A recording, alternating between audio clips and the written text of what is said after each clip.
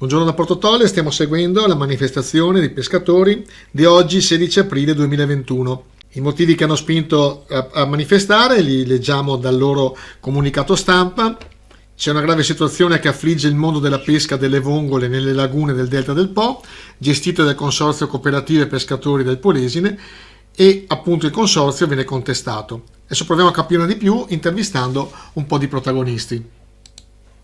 Finotti e Diana, cooperativa Adriatico, sì. Allora, parlaci un pochino. Allora, io sono una di quelle che ha organizzato la manifestazione in acqua davanti al consorzio con le barche, insieme ad altri colleghi, e rappresentiamo tutta la gente che vedi oggi e tutta la gente che c'era quel giorno, e chiediamo appunto di lavorare, chiediamo un cambio di gestione, un cambio di passo, non c'è programmazione se non appena dopo il proprio naso, e non si può avere sulle spalle 1500 pescatori che non riescono più a prendere la quota. Ormai già da dicembre la gente non riesce più a coprire il mese, adesso stiamo proprio toccando il fondo e non so cosa stiano facendo i vertici del consorzio, ma secondo me i pescatori non sono la priorità in questo momento, e a noi dispiace un sacco perché, ripeto, chiediamo solo di lavorare. C'è bisogno di semina, c'è bisogno di aiutare madre natura. Ma stiamo dimostrando l'incapacità del consorzio a fare il suo lavoro, il suo mestiere. Cioè, praticamente chiedete a cosa in particolare? Programmazione? Programmazione delle lagune, tutte queste cose che non riescono. La programmazione partirebbe da cosa? Dalla semina, dalla pulitura non so. Meno orti con più vongole, perché ogni 2 o 3 vongole piantano dei pali, fanno gli orti. Ecco, lei è stato ex presidente di cosa? Della cooperativa pescatori dell'Adriatico e anche del consorzio. Ecco, e anche lei cosa contesta a questa gestione?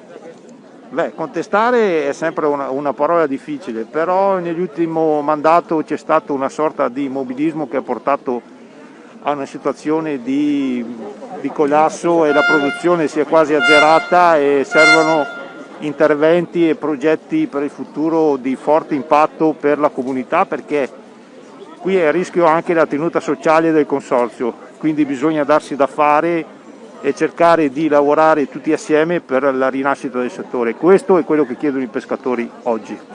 Ecco, ci sono 14 cooperative, tutte contestano il consorzio? Beh, il consorzio è fatto da cooperativa, e ovviamente i pescatori, che sono rappresentati dai loro presidenti e i loro consigli di amministrazione, che chiedono che venga fatto di più e che vengano ascoltati maggiormente nelle sedi opportune e istituzionali. Quindi questo è un grido che si è elevato negli ultimi tempi, perché comunque siamo in un momento difficile, il reddito è molto scarso e le persone sono veramente in difficoltà, quindi bisogna darsi da fare. Beh, l'ex sindaco Bellamo, buongiorno sindaco, come sta? Sindaco, ex sindaco. Bene, sto bene.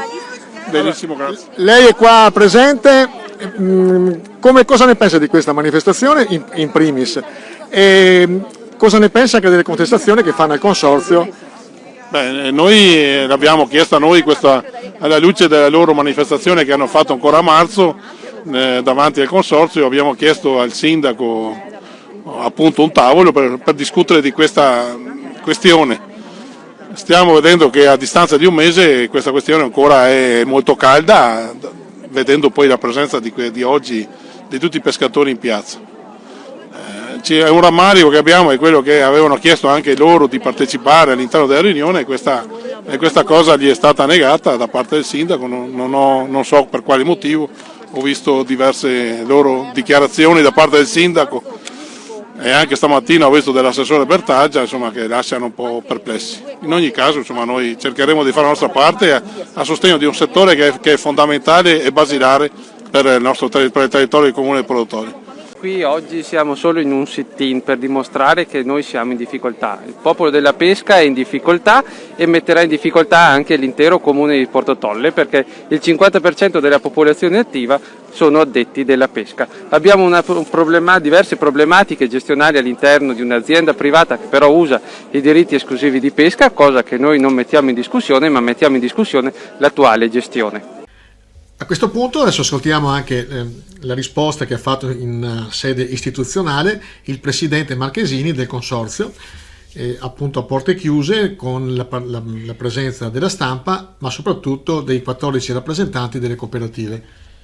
Andiamo proprio il nocciolo che secondo me, da presidente qua, dopo se qualcuno vuole parlare, il problema che abbiamo in consorzio, e questo penso che vediamo, sarei sicuramente a conoscenza, perché anche tu da sindaco e anche da assessore alla pesca provinciale, questo è un tema che da anni che lo trasciniamo, non è da adesso. Il problema è uno.